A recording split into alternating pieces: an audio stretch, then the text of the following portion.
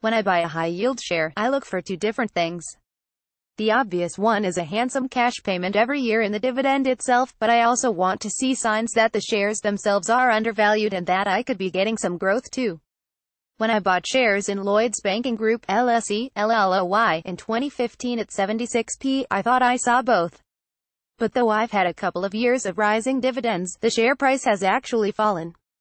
At 62p as I write, I'm down 18p on the shares, and I've only had. When I buy a high-yield share, I look for two different things. The obvious one is a handsome cash payment every year in the dividend itself, but I also want to see signs that the shares themselves are undervalued and that I could be getting some growth too. When I bought shares in Lloyds Banking Group LSE, LLOY, in 2015 at 76p, I thought I saw both. But though I've had a couple of years of rising dividends, the share price has actually fallen. At 62p as I write, I'm down 18p on the shares, and I've only had about 6p per share in dividends to compensate. The Brexit vote and the uncertainty it caused for the banking sector had a big impact on confidence for the sector.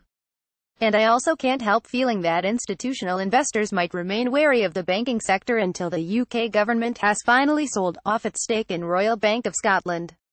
End of the tunnel. But I'm seeing indications that the country's anti-bank sentiment could be finally turning, and I still rate Lloyds as possibly the best high-yield stock on the FTSE 100 for long-term investors. Fund managers in the US have been getting a bit bullish about the banking sector recently, after pretty much shunning the business in the wake of the financial crisis. And there are signs of improving optimism here, with consensus forecasts coming in with pretty solid buy ratings for our three top UK-focused banks, Barclays, Lloyds and RBS. Looking at Lloyds itself, recent price targets from analysts are ranging around 80p-90p, indicating that they see an upside of about 35% over the current price. This time last year we were looking at targets averaging around 75p, so that does suggest increasing bullishness. Even at a price of 90p, Lloyds shares would still be on a forward P/E of a little over 12, which compares favorably with the FTSE 100's long-term average of around 14. And forecast dividend yields for this year and next would be standing at 3.8% and 4.1%, which I would still find attractive, especially as there are inflation-busting rises on the cards.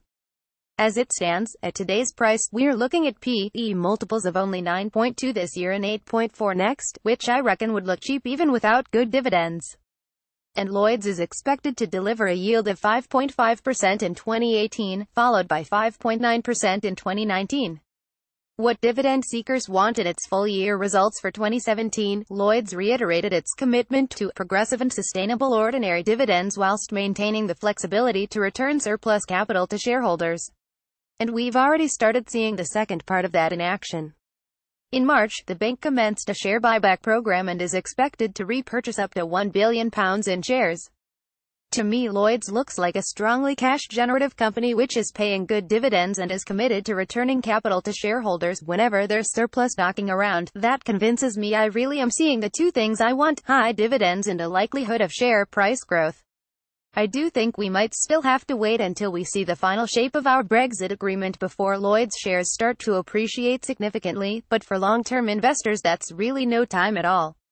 And in the meantime, we can just keep taking the cash. You really could make $1 million, of course. Picking the right shares and the strategy to be successful in the stock market isn't easy. But you can get ahead of the herd by reading the Motley Fool's free guide, 10 Steps to Making $1 Million in the Market. The Motley Fool's experts show how a seven-figure sum stock portfolio is within the reach of many ordinary investors in this straightforward step-by-step guide. Simply click here for your free copy. Alan Oscroft owns shares of Lloyds Banking Group. The Motley Fool UK has recommended Barclays and Lloyds Banking Group. Views expressed on the companies mentioned in this article are those of the writer and therefore may differ from the official recommendations we make in our subscription services such as Share Advisor, Hidden Winners and Pro.